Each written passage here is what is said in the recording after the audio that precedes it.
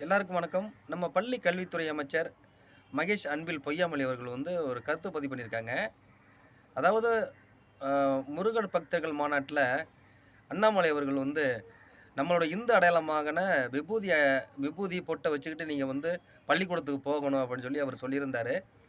அது மாரி போனா பிற்போக்குத்தனமானது அப்படின்னு நம்ம அன்பில் மகேஷ் பொய்யாமொழி அவர்கள் சொல்லியிருந்தாங்க. உண்மதான் அது. அது அந்த விஷயத்தில நம்ம தவிர்க்க வேண்டிய விஷயம் அது.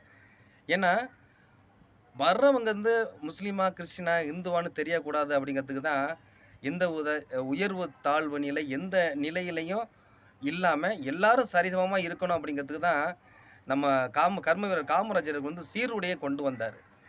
அதில ஒரு பெரிய முற்போக்குத்தனம் அதில இருந்தது. தனக்கு ஒரு தாழ்வு மனப்பான்மை ஏற்படக்கூடாது. ஒருத்தன் ஒரு பெரிய ஜாதியோ, இல்ல பெரிய பண பின்புலத்தில் இருக்கிறவன் ஒரு நல்ல அழகான சட்டைய போட்டு வருவான். இவங்களுக்கு கிழிஞ்ச சட்டையா இருக்கலாம்.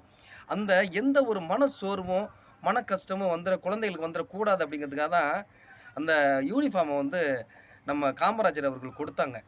அதனால அ பள்ளிகள்ல அந்த கலாச்சாரத்த நம்ம கொண்டு போறது நல்லா இருக்காது. இந்துவோ, முஸ்லீமோ, கிறிஸ்டினோ எல்லாம் ஒரே மாரி தான் இருக்கணும். அதனால அந்த விபூதி வச்சுக்கிட்டு நம்ம போறது, அந்த விஷயம் தவிர்க்க வேண்டிய விஷயம்.